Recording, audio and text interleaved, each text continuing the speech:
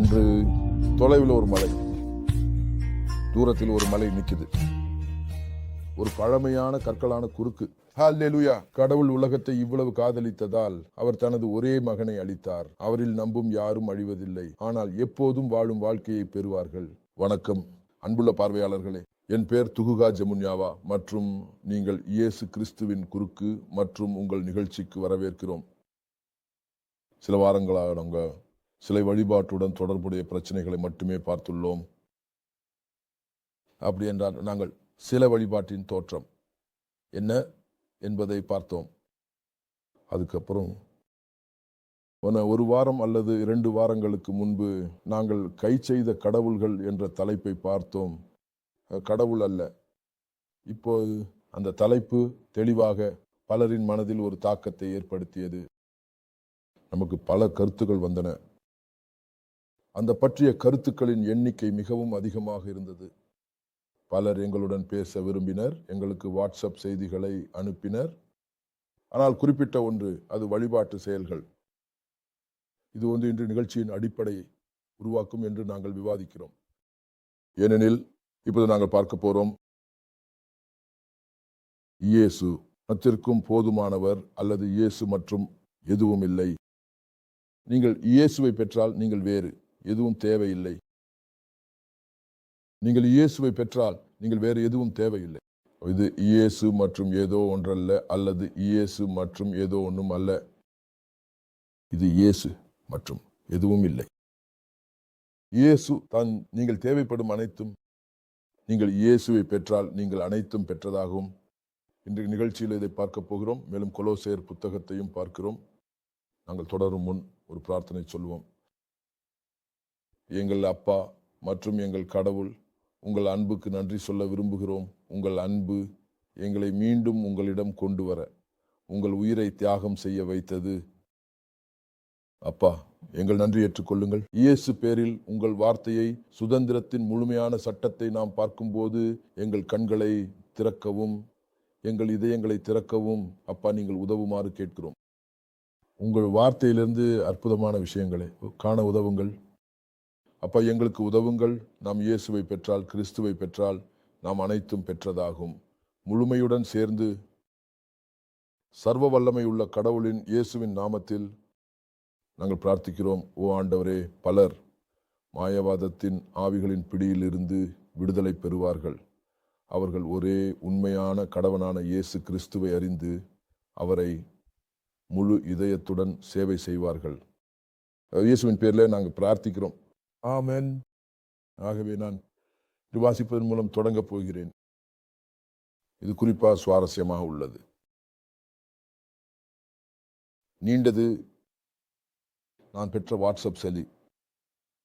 ஆகவே இளம் மனிதன் சொன்னான், ஐயா, இது மிகச்சிறந்தது. ஆனால் இந்த உண்மை கிராமங்களில் உள்ள இந்த கடவைகளை ஆழமாக வழிபடுகிறவர்களுக்கு எப்படி சென்றடையும்?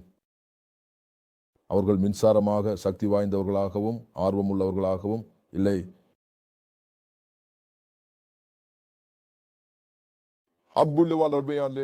இது ஒரு கேள்வி மற்றும் சிறுவர்களுக்கும் நம் இருவரும் பதிலளிக்க வேண்டும் மற்றும் முகம் கொடுக்க வேண்டும்.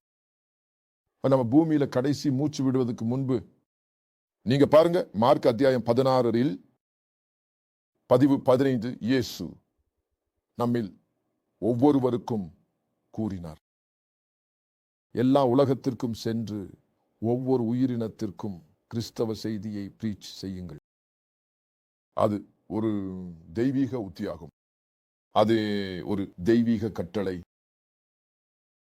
அதனாலே இந்த ஒளிபரப்பை நாங்கள் கொண்டு வர முயற்சிக்கிறோம். இந்த ஊடகத்தின் மூலம் மற்றும் சமூக ஊடக தளங்களில் மற்றும் தொலைக்காட்சி நிலையங்களில், ஆனாலும் நீங்கள் மற்றும் நான் செய்யக்கூடியது இன்னும் நிறைய உள்ளது.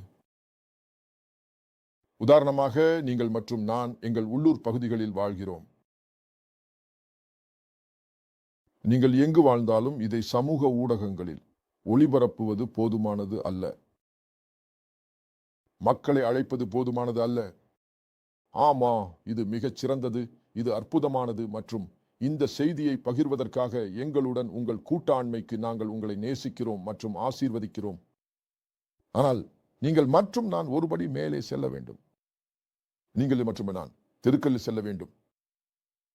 எங்கள் உள்ளூர் பகுதிகளில் மற்றும் அவர்களுக்கு நல்ல செய்தியை சொல்லுங்கள். நல்ல செய்தி என்ன? அந்த கடவுள் மனிதர்களை இவ்வளவு காதலித்தார். அவர் தனது ஒரே மகனை கொடுத்தார். அவர் மீது நம்பிக்கை வைக்கும் ஒவ்வொருவரும் அழிவதில்லை. அவனால் எப்பதிலுமான் வாழும் வாழ்க்கையை பெறுவார்கள். இது யோவான் அத்தியாயம் 3 பதிவு 14. நாம் இந்த ஒளிபரப்பின் ஒவ்வொரு அத்தியாயத்தையும் இதோடு திறக்கவும். அதனால் அது முதலாவது கேள்விக்கு பதில் அவர்கள் எப்படி அறிந்து கொள்ளப் போகிறார்கள்? இப்போ இந்த எட்டா தொடர்ந்தார் மற்றும் கூறினார், அவரது கிராமத்தில் உதாரணமாக சேவையில் செல்லும் போதிலும் அவர்கள் இன்னும் தெய்வங்களை வழிபடுகிறார்கள் மற்றும் அதை நடைமுறையில் கொண்டு வருகிறார்கள். அவருக்கு அதுல சமமா நம்புகிறாங்க. மேலும் இந்த உண்மையை கொண்டு வருவதன் விளைவுகளை உருவாக்கினர் மற்றும் அதை விளக்குவதற்கான முறையை அல்லது அவர்களின் புரிதலுக்கேற்ப அதை எவ்வாறு உடைக்க வேண்டும் என்பதை கூறினர். இந்த தெய்வங்களை அவர்கள் மிகவும் நீண்ட காலமாக சேவித்து வந்தால் உண்மையான வாழும் கடவுளில் அவர்கள் எப்படி நம்புவார்கள்?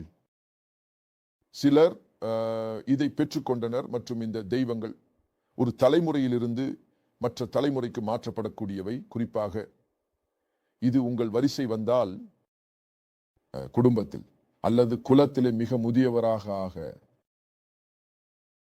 அவர் சொல்லுகிறார், நீங்கள் ஆண்டவரில் எவ்வளவு தொலைவுக்கு சென்றாலும் ஒரு முறை இது உங்கள் வரிசை வந்தால் அவர்கள் உங்களை அழைத்து வந்து பொறுப்பை ஏற்க சொல்வார்கள். அல்லது நீங்களுடைய பாரம்பரியங்கள் அல்லது பழக்க வழக்கங்களின் அடிப்படையில் இறந்து விடுவீர்கள். அவர்கள் கூறியது போல் நான் அவர் எழுதியதை படிக்கிறேன். அவர்கள் உங்களை அதற்காக ஒப்பிடுவார்கள். அல்லது நீங்கள் உங்கள் சார்பில் தெய்வங்களை சேவிக்கும் மற்றும் பராமரிக்கும் ஒருவரை முன்வைக்க வேண்டும் என்று விரும்புவார்கள். நீங்கள் அவர்களை கௌரவிச்ச வார்த்தையுடன் மற்றும் வெப்பமான விவாதத்துடன் ஈடுபடுத்தும் போது அவர்கள் உங்களுக்கு சொல்லுவார்கள், இயேசு கிறிஸ்துவுக்கு ஒரு பாரம்பரியம் மற்றும் பழக்க வழக்கங்கள் உள்ளன மற்றும் அவர் அவற்றை உடைக்க முடியாது, ஆனால் அதில் பங்கேற்க வேண்டும். நீங்கள் என்ன ஆலோசனை வழங்குவீர்கள்? காலை வணக்கம் ஐயா, கடவுள் உங்களுக்கு மேலும் உந்துதல்களை மற்றும் அவரது ஆவியின் பெருக்கத்தை வெளிப்படுத்த தொடர்ந்தால் நல்லது. இயேசு பேரில் இறுதி வரை அவருக்காக நிற்க, அவர் எங்களுக்காகவும் இதனை செய்யும் ஒவ்வொருவருக்காகவும் எங்களுடன் இணைந்து இதனை செய்யும் அனைவருக்காகவும் ஒரு பிரார்த்தனையுடன் அதை முடித்தார். முதல் உள்ள இடங்களில் மக்களை எதிர்கொள்ள வேண்டிய அனைவருக்காக தேவாலயம் வந்திருந்தாலும் ஆனால் மக்கள் இன்னும் அதில் நம்புகிறாங்க. நீங்கள் தேவாலயத்துக்கு செல்லலாம், ஆனால் சீஷருக்கு சொந்தமானதை சீஷருக்கு கொடுக்கவும். நீங்கள் அந்த வகையான கருத்துக்களை முன்பு கேட்டிருப்பீர்கள் என்று நான் உறுதியாக நினைக்கிறேன். கடவுளுக்கு சொந்தமானதை கடவுளுக்கு கொடு, சீஷருக்கு சொந்தமானதை சீஷருக்கு கொடு. அது தேவாலயத்துக்கு செல்ல நேரம் வந்தால் நாம் தேவாலயத்துக்கு செல்கிறோம் என்று அவர்கள் கூறும் ஒரு வழி. கிராமத்தில் நாங்க கூட செல்றோம். தெய்வங்களுக்கு நான் உங்களை வேண்டுகிறேன், தயவு செய்து மிகவும் கவனமாக கேளுங்கள். நீங்கள் அதை செய்கிற மக்களை அறிவீர்களானால் இது முற்றிலும் தவறு. இது தேவன் அமைக்கும் ஒரு சிக்கலாகும். யார் அவர்கள் தேவாலயத்தில் இருக்கிறார்கள் என்று கூறுபவர்களை திருப்பி அழைத்து செல்ல, பூஜை வழிபாட்டிற்கு அதற்கிடையில் அவர்களை நரகத்திற்கு அழைத்து செல்லும். நான் வாசிக்க போறேன். கொலோசேர் அத்தியாயம் 1 அப்பா 9 வசனம் இருந்து 9வது வசனத்தில் இருந்து நாம் கொலோசேர் அத்தியாயம் 2க்கு செல்ல போகிறோம். நாம் சில பைபிள் வசனங்களை எடுத்துக்கொள்ளலாம். மற்றும் இயேசு கிறிஸ்து குருதியில் செய்த தியாகம் போதுமானது என்பதை நமக்கு காட்டுங்கள். அதற்கு பிறகு மட்டும் அல்ல, இந்த உலகில் உள்ள அனைத்து தீமைகளுக்கும் பூஜை வழிபாட்டையும் உள்ளடக்கிய பின்னணி உள்ள தேவன் முற்றிலும் ஆயுதமில்லாதவன். இயேசுவை தங்கள் ஆண்டவராகவும் மீட்பவராகவும் ஏற்றுக்கொள்கிற எந்த மனிதனுக்கும் அவர் சக்தியற்றவன். அவர் உங்களுக்கு பூரணமாக சக்தியற்றவன். அவரும் எதுவும் செய்ய முடியாது. அதனால பொதுவாக அவர் செய்யும் விஷயம் நுணுக்கமான மிரட்டல்களை பயன்படுத்துவது. அதுக்கு பிறகு நீங்கள் அவர் சாத்தியமாக உத்திகளை மாற்றியதாகவும் மக்கள் தங்கள் பாதுகாப்பை குறைக்க வேண்டும் என்று விரும்புகிறார் எனவும் கண்டுபிடிக்கிறீர்கள். அவர்களுக்கு அது முக்கியமல்ல என்று சொல்கிறார். கடவுள் புரிந்து கொள்கிறார். நீங்கள் தேவாலயத்துக்கு போகிறீர்கள், ஆனால் உங்கள் குடும்பத்தின் தேவதைகளை நீங்கள் சேவை செய்கிறீர்கள். அந்த மாதிரியான விஷயங்கள். ஹல்லேலூயா. கடவுளின் பேருக்கு புகழ். நாங்கள் இயேசு கிறிஸ்துவின் குருதியில் இருந்து உங்களுக்கு மிகச் சிறந்த மற்றும் உற்சாகமான செய்திகளை கொண்டு வருகிறோம் மற்றும் நீங்கள் அதை ஒளிபரப்புகிறீர்கள். நீங்கள் அறிவீர்கள், இது நேற்று போலவே தெரிகிறது, ஆனால் இது கடந்த 6 ஆண்டுகளுக்கு முன் 1900 பிப்ரவரி மாதத்தில் நான் இங்கு வந்தேன். இந்த வரவிருக்கும் புத்தகம் பற்றி உங்களுக்கு சொல்ல. இயேசு கிறிஸ்துவின் குருதி, அதன் செய்தி மற்றும் அதன் சக்தி. நாங்கள் இதெல்லாம் செய்தது இயேசு கிறிஸ்துவின் குருதி மனித வரலாற்றில் மிக முக்கியமான நிகழ்வாக இருப்பதாக நாங்கள் நம்புகிறோம். அதற்கு பிறகு நாங்கள் இயேசு கிறிஸ்துவின் குருதியை தொடங்கினோம் மற்றும் நீங்கள் அதை ஒளிபரப்பினீர்கள். கடந்த 6 ஆண்டுகளில் இயேசு கிறிஸ்துவின் குருதியில் நாங்கள் மிக சிறந்த மற்றும் உற்சாகமான விவாதங்களை நடத்தினோம். அது மனிதர்களை எவ்வாறு பாதித்துள்ளது? சரி, தீமோத்தேயுவில் இயேசு கிறிஸ்துவின் குருதி, ஐசையா என்னை கண்டது என்ற தலைப்பில் ஒரு தொடர் நிகழ்ச்சி இருந்தது. இது ஐசையா புத்தகத்தின் குறிப்பாக 59வது அத்தியாயத்தின் ஒரு ஆய்வு. அப்போது நாங்கள் உங்களுக்கு கூறினோம், ஆண்டவர் நாங்கள் ஒரு புத்தகத்தில் இட வேண்டும் என்று சொன்னார். நாங்கள் உங்களுக்கு அறிவிக்க மகிழ்ச்சி அடைகிறோம். இயேசு கிறிஸ்துவின் குருதி, அதன் செய்தி மற்றும் அதன் சக்தி. இயேசு கிறிஸ்துவின் குருதியின் மூலம் உங்கள் ஒளிபரப்பில் புதிய குழந்தை பிறக்க இருக்குது. இயேசு கிறிஸ்துவின் குருதி என்ற தலைப்பில் ஐசையா என்னை கண்டது, ஐசையா 53வது அத்தியாயத்தின் ஒரு ஆய்வு. ஆகவே இது இப்பொழுது இப்படியாக வாழ்ந்து கொண்டிருக்கிறோம், ஏனெனில் இது மிகவும் மிகவும் விரைவில் வெளிப்படுத்தப்பட இருக்கிறது. உங்களை எங்கள் கூட்டாளிகள், எங்கள் பார்வையாளர்கள், நீங்கள் எங்களை ஊக்குவித்தவர்கள், ஆதரித்தவர்கள், நீங்கள் ஒவ்வொரு வாரமும் அங்கு இருப்பதன் மூலம், கேட்கும் மூலம், எங்களுக்கு கருத்துக்களை வழங்குவதன் மூலம் இதை பற்றி முதலில் நீங்கள் அறிவதற்காக நாங்கள் விரும்பினோம். ரொம்ப விரைவில், சில நாட்களில் இருந்து சில வாரங்களுக்கு உள்ள ஏசாயா கண்டது என்ற இயேசு கிறிஸ்துவின் சிலுவை புஸ்தகம் வெளியிடப்படும். நீங்கள் எங்களுடன் அங்கு இருப்பீர்கள் என்று நம்புகிறோம். மேலும் நீங்கள் எங்களை ஆதரிக்க தொடர்வீர்கள். இயேசு மற்றும் அவர் மனிதர்களுக்காக குருதியில் செய்ததை பற்றிய இந்த செய்தியை எடுத்துக்கொண்டு உலகம் முழுவதும் இந்த ஒளிபரப்பை பற்றிய தகவல்களை உங்கள் அனைத்து சமூக ஊடக தளங்களில் உங்கள் அனைத்து நண்பர்களுடன் பகிர்ந்து அவர்களை ஒளிபரப்பில் சேர அழைக்கவும். இயேசு கிறிஸ்துவின் அறிவு மற்றும் அவர் குருதியில் செய்ததை பற்றிய அறிவுடன் இந்த முழு பூமியை நாங்கள் மூடுகிறது வரை கடல் தண்ணீரால் மூடப்பட்டுள்ளது போல. ஆமென். 8 புள்ளிகளுக்கு மேற்பட்டவை உள்ளன. இந்த பூமியின் மேற்பரப்பில் சுமார் 8.9 பில்லியன் மனிதர்கள் உள்ளனர்.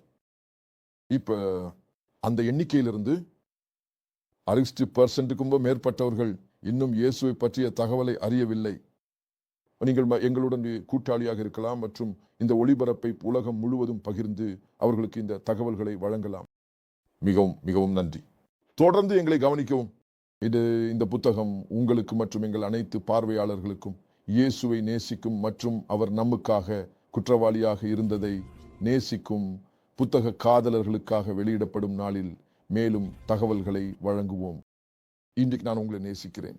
உங்களை நேசிக்கிறார். கடவுள் உங்களை ஆசீர்வதிக்கட்டும். By by. கொலோசேர் அத்தியாயம் 1 வசனம் 9 வாசிக்க ஆரம்பிக்கிறேன். இதிலே கிறிஸ்துவின் நபர் அவரது வேலை குறித்து பேசப்படுகிறது. நான் சமகால ஆங்கில பதிப்பில் வாசிக்கிறேன். கவனமாக இருக்கவும். இது எங்களுக்கு சில விஷயங்களை வெளிப்படுத்துகிறது. இதுல கொடுக்கிறது, நாங்கள் உங்களை பற்றி முதலில் கேட்ட நாளிலிருந்து உங்களுக்காக பிரார்த்தனை செய்வதை நிறுத்தவில்லை. உன் செயல் கடவுள் உங்களுக்கு செய்ய வேண்டிய அனைத்தையும் காட்ட வேண்டும் என்று நாங்கள் எப்போதும் பிரார்த்திக்கிறோம். அவரது ஆன்மா வழங்கும் அனைத்து அறிவும் புரிதலும் உங்களுக்கு இருக்க வேண்டும். அவர்கள் கடவுள் நமக்கு செய்ய வேண்டிய அனைத்தையும் நாங்கள் அறிய வேண்டும் என்று விரும்புகிறார்கள். நான் ஜீசஸின் பேரில உங்களுக்காகவும் அதே போலவே இருக்க வேண்டும் என்று பிரார்த்திக்கிறேன். அவர் கூறுகிறார், அப்ப நீங்கள் ஆண்டவரை மதிக்கும் வாழ்க்கை வாழ்வீர்கள். நீங்கள் ஆண்டவரை மதிக்கும் வாழ்க்கை வாழ்வீர்கள் மற்றும் எப்போதும் அவரை மகிழ்விக்கவும் நல்ல செயல்களை செய்து நீங்கள் கடவுளை மேலும் நன்கு அறிந்து கொள்ளுவீர்கள். இவரது மகிமையான சக்தி வசனம் 11, உங்களை பொறுமையாகவும் எதையும் எதிர்கொள்ளும் அளவுக்கு வலிமையாகவும் ஆக்கும். நீங்கள் உண்மையாக மகிழ்ச்சியாக இருப்பீர்கள். வசனம் 12, நீங்கள் கடவுளுக்கு நன்றி கூறுவீர்கள் என்று நான் பிரார்த்திக்கிறேன். அவர் உங்களுக்கு ஒளியின் இராச்சியத்தில் தனது மக்களுக்கு வழங்கிய வாக்குறுதியில் ஒரு பகுதியாக இருக்க அனுமதித்ததற்காக கடவுள் நம்மை காப்பாற்றினார். சாத்தானின் இருட்டு சக்தியிலிருந்து அவர் நம்மை தனது அன்பான மகனின் இராச்சியத்திற்கு கொண்டு வந்தார். எங்கள் பாவங்களை மன்னித்து நம்மை விடுதலை செய்கிறவர் கடவுள். நம்மை சாத்தானின் இருட்டு சக்தியிலிருந்து காப்பாற்றி நம்மை அவரது அன்பான மகனின் இராச்சியத்திற்கு கொண்டு வந்தார். அவர் எங்கள் பாவங்களை மன்னித்து நம்மை விடுதலை செய்கிறவர். 15 கூறுகிறது, கிறிஸ்து கடவுளைப் போலவே இருக்கிறார். அவர் காண முடியாதவர். அவர் பிறந்த மகன் அனைத்து படைப்புகளுக்கும் மேலானவர். அவர் மூலம் அனைத்தும் உருவாக்கப்பட்டது. சொர்க்கத்தில் உள்ள அனைத்தும் மண்ணில் காணப்படும். அந்த மெய் மட்டுமல்லாமல் காணப்படாத அனைத்து சக்திகள், அதிகாரங்கள் மற்றும் அனைத்து ஆட்சியாளர்கள் மற்றும் அதிகாரங்களும் உள்ளடக்கமாகும். அனைத்து விஷயங்களும் கடவுளின் மகனால் உருவாக்கப்பட்டன. அவருக்காகவே உருவாக்கப்பட்டது. அனைத்து விஷயங்களும் கடவுளின் மகனால் உருவாக்கப்பட்டன மற்றும் அனைத்தும் அவருக்காகவே உருவாக்கப்பட்டது. நாம் அவரால் உருவாக்கப்பட்டோம் மற்றும் அனைத்தும் உருவாக்கப்பட்டது மற்றும் நாம் அவருக்காகவே உருவாக்கப்பட்டோம். வசனம் 17 கூறுகிறது, கடவுளின் மகன் எல்லாவற்றிற்கும் முன்பாக இருந்தார். எனக்கு சொல்ல வேண்டும் என்றால், நிச்சயமாக உருவாக்குபவர் நிச்சயமாக இயற்கையாகவே முன்னதாக இருக்க வேண்டும். அவரின் படைப்புகள் உங்களை உருவாக்கியவருக்கு முன்பு. எனக்கு சொல்ல வேண்டும் என்றால், உங்களை உருவாக்கியவர் இருந்தபோது நீங்கள் உருவாக்கப்படவில்லை. உயிரினம் உருவாக்குபவரை விட பெரியதாக இருக்க முடியாது. அதனால் கடவுளின் மகன் எல்லாத்துக்கும் முன்பாக இருந்தார் மற்றும் அவரால் எதுவும் ஒன்றிணைக்கப்பட்டுள்ளது. வசனம் 17, நீங்கள் அறிந்திருப்பீர்கள், கிங் ஜேம்ஸ் பதிப்பு கூறுகிறது, அவரில் அனைத்தும் ஒன்றிணைக்கப்பட்டுள்ளது. அனைத்தும் ஒன்றிணைக்கப்பட்டுள்ளது. அந்த வசனம் 17. ஆனால் நாங்கள் அப்போதைய ஆங்கில பதிப்பு கூறுகிறது, அவரால் அனைத்தும் ஒன்றிணைக்கப்பட்டுள்ளது. நீங்கள் அறிவீர்களா? அந்த வேத வசனத்துக்கு நாங்கள் கவனம் செலுத்துவது முக்கியம்.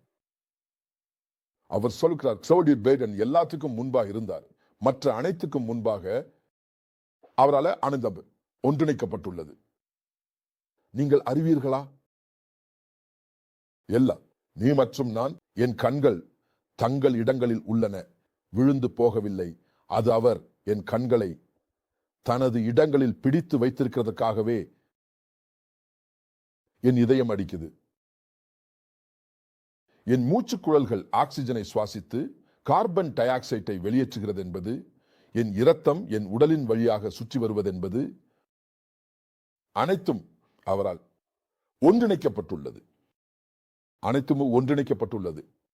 ஆகையால் நீங்கள் விண்மீன்களை பார்த்தால், நீங்கள் சூரியனை, சந்திரனை, நட்சத்திரங்களை பார்த்தால், எல்லா விண்மீன்களும் எல்லா நட்சத்திரங்களும் நீங்கள் கண்டுபிடிக்கிறீர்கள். அங்கு எந்த உங்களுக்கு எதுவும் தெரியவில்லை. கயிறு எது இருந்தாலும் அவற்றை இடத்துல வைத்திருக்கும் அல்லது தொங்கவிடும். வானத்தில் வானங்களில் ஒன்னா பிடித்து வைக்கிற எதுவும் தெரியல. ஆனால் பைபிள் கூறுகிறது, அவரால் இயேசு கிறிஸ்துவால் அனைத்தும் ஒன்றிணைக்கப்பட்டுள்ளது. நீங்கள் பயணம் செய்யும் போது நீரின் வழியாக நீங்கள் கடல் அலைகளை காண்கிறீர்கள். விலை மரத்தின் கீழே பெரிய அலைகள். சில சமயங்களில் எனக்கு சொல்லணும்னா, நீங்க தேசிய ஜியோகிராபிக் தொலைக்காட்சியை பார்த்தால், அங்கு உள்ள அந்த வகையான விஷயங்களை பார்த்தால், சில சமயங்களில் இந்த அலைகள் மிகவும் பெரியதாக இருக்கும். பெரிய கடல் கப்பல்களை விட கூட பெரியவை. ஆனால் அவர் எல்லாவற்றையும் ஒன்றிணைக்கிறார். நான் பைபிளில் ஆமோஸ் அத்தியாயம் 5 படித்தேன். கடல் எவ்வளவு கெட்டியாக கேண்டாலும் அது கடவுள் அதுக்காக அமைத்த எல்லையை மீறாது. மற்றும் கடவுளை பயன்படுத்தினார். சாதாரண மணல் எல்லையை அமைக்க. ஆகையால் நீங்கள் கடற்கரைகளுக்கு சென்றால் நீங்கள் கடற்கரையில் உள்ள அந்த மணல்களை காண்கிறீர்கள். அது கடவுள் அந்த மணலை அங்கு அமைத்ததால் கடலின் அலைகளுக்கும் பெருங்கடலுக்கும் இடையில் ஒரு தடையாக இருக்கிறது. அவர்கள் எவ்வளவு கெட்டியாக மாறினாலும் கடவுள் அந்த தடையை அங்கு வைத்துள்ளார். அவங்களுக்கு அதுக்கு அப்பால் செல்ல முடியாது. ஏன் நில இயேசு கிறிஸ்து கடவுளின் மகன், எல்லாவற்றுக்கும் முன்பாக உள்ளவர், எல்லாற்றையும் ஒன்றிணைக்கிறார். ஆகையால் வசனம் 18 சமகால ஆங்கில பதிப்பு கூறுகிறது, அவர் கிறிஸ்துவை பற்றி பேசும்போது தனது உடலின் தலைவனாக உள்ளார், கிறிஸ்துவின் சரீரம் சபை. அவர் ரொம்ப ஆரம்பமா உள்ளவர், இறந்தவர்களில் முதல் எழுப்பப்படுபவர். அதனால அவர் இருப்பார். மற்றவர்களுக்கெல்லாம் மேலாக இப்போது அவர் ஆரம்பமாக உள்ளவர், இறந்தவர்களில் முதல் எழுப்பப்படுபவர். ஆகையால் இப்போது அங்கு நின்று சிந்திக்க வேண்டும் என்பது எங்களுக்கு முக்கியம். இறந்தவர்களில் எழுப்பப்பட்டது இந்த பூமியின் மேற்பரப்பில் உள்ள ஒவ்வொரு மனிதனும், நீங்க யாராக இருந்தாலும் பரவாயில்ல, ஒவ்வொரு மனிதனும் நாங்கள் எல்லாம் குற்றங்களில் மற்றும் பாவங்களில் இறந்தவராக பிறந்தோம். குற்றங்கள் மற்றும் பாவங்களில் இறந்தவர்கள் இறந்தது. ஆகையால் கடவுளுக்கு பார்வையில் ஆடம் மற்றும் ஈவின் மூலம் பிறந்த ஒவ்வொரு மனிதனும் மனித இனத்தின் முன்னோடிகள். நாங்கள் அனைவரும் குற்றங்களில் மற்றும் பாவங்களில் இறந்தவராக பிறந்தோம். நான் எங்களுக்கு தெரிவிக்க விரும்புவது என்னவென்றால், குறுக்கில் எங்களை கடவுளிடமிருந்து பிரித்துவிட்ட அனைத்தும், கடவுளிடமிருந்து எங்களை தனிமைப்படுத்திய அனைத்தும் இயேசு அதை தன்னிடம் எடுத்துக்கொண்டு அதை அகற்றினான். ஆயால் குறுக்கில் 2 கொரிந்தியர் 5:18 கூறுகிறது, கடவுள் கிறிஸ்துவின் உள்ளே இருந்தார். நினைவில் கொள்ளுங்கள், கிறிஸ்து கடவுள். நாங்க சொல்லினோம், அந்த ஒரு ஒளிபரப்பில் நாங்க சொல்லினோம், இயேசு கிறிஸ்து கடவுள், கடவுளின் பணியில் உள்ளவர், கடவுளின் பணியில் உள்ள கடவுள். இயேசு இந்த உலகத்தில் வந்த போது அவர் கடவுளின் மகனாக வந்தார். ஆனால் அவர் கடவுளுக்காக உள்ள பணியில் இருந்த கடவுள் மனிதர்களை காப்பாற்றுவதற்கான கடவுளின் பணியில் இருந்தார். இயேசு அது நிறைவேற்ற வந்தார். ஆகையால் அவர் எங்கள் பாவத்தை எடுத்துக்கொண்டார் மற்றும் எங்கள் இறப்பு, எங்கள் குற்றங்கள், நோய்கள் மற்றும் அனைத்தும் அவருடன் சேர்ந்து கல்லறைக்கு சென்றது. அந்த குறுக்கில் கடவுள் கிறிஸ்துவின் உள்ளே இருந்தார், எங்களை மீண்டும் தன்னிடம் இணைத்துக் கொள்கிறார். ஆகையால் இயேசுவை ஆண்டவராக ஏற்றுக்கொள்ளும் யாரும் கடவுளிடம் மீண்டும் இணைக்கப்படுகிறார். இப்போது நினைவில் கொள்ளுங்கள், கிறிஸ்து வருவதற்கு முன்பு இந்த உலகத்தை பாதித்த தீமைகளுக்கான காரணம் நாம் ஆடமில் பாவம் செய்ததால் தான் என்பதை நினைவில் கொள்ளுங்கள். ரோமர் அத்தியாயம் 3:23 கூறுகிறது, எல்லோரும் பாவம் செய்துள்ளனர் மற்றும் கடவுளின் மகிமைக்கு குறைவாக உள்ளனர். ஆகையால் நாங்கள் பாவம் செய்ததால் ரோமர் அத்தியாயம் 6:21 கூறுகிறது, பாவத்தின் ஊதியம் இறப்பு, அது நம்மில் அனைவரும் உள்ளிருந்த இறப்பாகும். ரோமர் அத்தியாயம் 5:12 கூறுகிறது, ஒரு மனிதனின் மூலம் பாவம் இந்த உலகத்தில் நுழைந்தது மற்றும் அந்த பாவத்தின் மூலம் இறப்பு வந்தது. ஆகையால் நாங்கள் அனைவரும் இறந்திருந்தோம். குறுக்கில் கடவுள் எங்களை மீண்டும் தன்னிடம் இணைத்துக் கொண்டு கிறிஸ்துவின் மூலம் எங்களுக்கு உயிர் அளித்து எங்களை மீண்டும் உயிர்ப்பிக்கிறார். ஆகையால் இயேசு கிறிஸ்து இங்கு இறப்பிலிருந்து எழுந்த முதல் நபராக சரியாக அழைக்கப்படுகிறார். இயேசுவை அவர்களது ஆண்டவராகவும் காப்பாளராகவும் அறிந்த ஒவ்வொருவரும் இறப்பிலிருந்து மீண்டும் உயிர்ப்பிக்கப்பட்டுள்ளனர். அந்த நிலைமையில இயேசு எங்களுக்கு தேவையான அனைத்தும், அது நம்ம இயேசுவை அது மற்ற எதுக்கும் சேர்க்க தேவையில்லை, எதுவும் இல்லை. மக்கள் தங்கள் கிராமங்களில் வழிபடும் அந்த தேவைகள் அவற்றின் பின்னால் ஆவிகள் உள்ள மக்களை கவர்ந்திருக்கிற அல்லது மக்களை தூண்டுகிறவை அல்லது மக்களை கவர்வதற்காக அல்லது மக்களை இந்த தேவைகளை வழிபட தூண்டுவதற்காக அவர்கள் வழங்கும் இனிமையான பேச்சுகளால் இப்போது அந்த ஆன்மீகங்கள் இந்த தேவைகளின் பின்னால நிற்கின்றன. வழிபாட்டை பெறுவதற்காக மக்கள் அறிந்திருக்கிறார்கள், எந்த மூர்த்தி வழிபாட்டாளரும் சுவர்க்கத்திற்கு செல்ல முடியாது. எனவே சாத்தான் மனிதர்களை தனது உடன் நரகத்திற்கு அழைத்து செல்ல விரும்புகிறான். நாம் முடிக்கும் போது அன்புள்ள பார்வையாளர்களே, கவனமாக கேளுங்கள். நீங்கள் இன்றைக்கு இறந்தால் நீங்கள் அது எங்கு முடிவடைய போகிறீர்கள்? உறுதியாக இல்லை என அது உங்கள் நரகத்தில் முடிவடைய வாய்ப்பு அதிகமாக இருப்பதாக குறிக்கிறது. ஆனாலும் நீங்க இன்னைக்கு இயேசுவை உங்கள் ஆண்டவனாகவும் உங்கள் மீட்பாளராகவும் ஏற்றுக்கொண்டு அந்த மாற்றத்தை செய்யலாம். இயேசு உங்கள் பாவத்தை தனது மீது எடுத்துக்கொண்டவர், அந்த குற்றவாளி. அந்த பாவத்தின் ஒவ்வொரு விளைவும் இறப்பும் உட்பட அவர் அந்த குற்றவாளியில் இருந்தபோது உங்களை பரமாத்மனுடன் மீண்டும் இணைத்தார். செய்யால நீங்கள் அவரிடம் வந்தால் அது உங்கள் வாழ்க்கையில ஒரு உண்மையாக மாறும். அதை செய்ய விரும்பினால் உங்கள் வாயால் ஒப்புக்கொள்வதன் மூலம்தான் இயேசு ஆண்டவரும் கடவுள் அவரை இறந்தவர்களில் இருந்து எழுப்பியதாக உங்கள் இதயத்திலே நம்புவது பைபிளில் ரோமர் அத்தியாயம் 10 வசனம் 9 உள்ளது. நீங்கள் அதை செய்ய விரும்பினால் நான் உங்களை இந்த குறுகிய பிரார்த்தனையை எனக்கு பின்னால் கூறுமாறு ஊக்குவிக்கிறேன். சாதாரணமாக நான் மக்களுக்கு தங்கள் வலது கையை இதயத்திற்கு இவ்வாறு வைத்துக் கொள்ள சொல்கிறேன். இது அவர்கள் இதயத்திலிருந்து உண்மையாக இருக்கிறார்கள் என்பதற்கான ஒரு சின்னமாக உங்களுடைய இதயத்திலிருந்து பிரார்த்திக்கவும் உங்களுடைய வாயால் ஒப்புக்கொண்டு எனக்கு பின்னால் கூறுங்கள். அன்புள்ள அப்பா கடவுள், நான் ஒரு பாவி என்பதை நான் அறிவேன். நான் என் பாவத்திலிருந்து என்னை மீட்க முடியாது. ஆனால் நீங்கள் என்னை காதலிக்கிறீர்கள் என்பதால் நீங்கள் இயேசு கிறிஸ்துவை, உங்கள் மகனை என் பாவங்களுக்காக குற்றவாளியில் இறக்க அனுப்பினீர்கள் மற்றும் நீங்கள் அவரை இறந்தவர்களில் இருந்து எழுப்பினீர்கள். 3 நாட்களுக்கு பிறகு ஆண்டவரே இயேசு, நான் ஒப்புக்கொள்கிறேன், நீங்கள் என் ஆண்டவராகவும் என் மீட்பாளராகவும் நான் கடவுள் உங்களை இறந்தவர்களில் இருந்து எழுப்பியதாக நம்புகிறேன். என் வாழ்க்கையில் வருங்கள், என் ஆண்டவராகவும் என் மீட்பாளராகவும் இருங்கள். உங்கள் இரத்தத்தால் என் பாவங்களை கழுவுங்கள். என்னை கடவுளின் குழந்தையாக ஆச்சுங்கள் கடவுளே. இப்போ நான் என் இதயத்தில் ஆண்டவர் இயேசுவை நம்புகிறேன் மற்றும் என் வாயால் கடவுள் அவரை இறந்தவர்களில் இருந்து எழுப்பியதாக ஒப்புக்கொள்கிறேன். நான் மறுபிறவியாக பிறந்தேன்.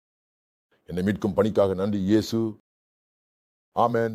நீங்கள் அந்த எளிய பிரார்த்தனையை செய்தால் அது எவ்வளவு எளிதாக இருக்கிறதோ அதற்கான வாழ்த்துகள். நீங்கள் கடவுளில் சோர்வா இல்லை, ஆனால் அங்கு நிறுத்தாயிருங்கள். நீங்கள் வாழும் இடத்திற்கு அருகில் உள்ள எந்த பைபிள் நம்பிக்கையுள்ள தேவாலயத்திற்கும் செல்லுங்கள். நாங்கள் இங்கே திருச்சபையை பிரசங்கிக்கல, இயேசு கிறிஸ்துவை பிரசங்கிக்கிறோம். ஆனால் நாங்கள் அப்படித்தான், நாங்கள் கடவுளின் மீட்கப்பட்ட கிறிஸ்தவர்களுக்கு சொந்தமானவர்கள். இந்த தேவாலயம் உலகின் 137க்கும் மேற்பட்ட நாடுகளில் உள்ளது. உங்கள் அருகில் உள்ள யாரிடமும் செல்லுங்கள். பாஸ்டரிடம் சென்று அவரிடம் சொல்லுங்கள், பாஸ்டர், நான் பாவிகளுக்கான பிரார்த்தனை செய்தேன். நான் பிறக்க விரும்புகிறேன், நான் நீர் மூழ்குதல் மிதக்க விரும்புகிறேன். இயேசு மார்க் 16 வசனம் 16 கூறுகிறார், நம்புகிறவன் மற்றும் மிதக்கிறவன் மீட்கப்படும். அதுக்கு பிறகு ஒவ்வொரு புதன்கிழமையும் ஃபேஸ்புக் மற்றும் யூடியூபில், சனிக்கிழமைகளில் டவ் டிவியில் மற்றும் ஞாயிறு காலை மீண்டும் எங்களுடன் சேருங்கள். உங்கள் திரையில் ஃபீவர் டிவியில் நேரத்தில் இங்கு நாம் என்ன செய்கிறோம்? நாங்கள் உலகம் முழுவதும் இயேசு கிறிஸ்துவை பற்றி மற்றும் அவர் மனிதர்களுக்காக குற்றவாளியாக இருந்ததை பற்றி அறிய விரும்புகிறோம். இந்த அறிவு இந்த முழு பூமியை கடலின் நீர் மூடியிருப்பது போல நிரப்ப வேண்டும். உங்க பங்கு என்ன? எளிது. இந்த ஒளிபரப்புக்கான தகவலை பெற்றவுடன் அதை உங்கள் அனைத்து நண்பர்களுடன் பகிருங்கள். அவர்களை ஒளிபரப்பில் சேர அழைக்கவும், மேலும் அவர்களையும் அவர்களின் நண்பர்களை அழைக்க ஊக்குவிக்கவும்.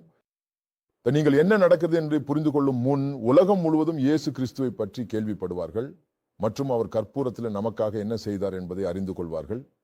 அவர் அடுத்த வாரம் வரவில்லை என்றால் நாம் இங்கு மீண்டும் இயேசு கிறிஸ்துவின் மற்றொரு ஆன்மீகமாக வெளிச்சமளிக்கும் குற்றவாளியுடன் இருப்போம். நீங்கள் ஒளிபரப்புகிறீர்கள். அந்த கார்மன் வரை நாங்கள் உங்களை காதலிக்கிறோம். இயேசு உங்களை காதலிக்கிறார். கடவுள் உங்களை ஆசீர்வதிக்கட்டும். By by.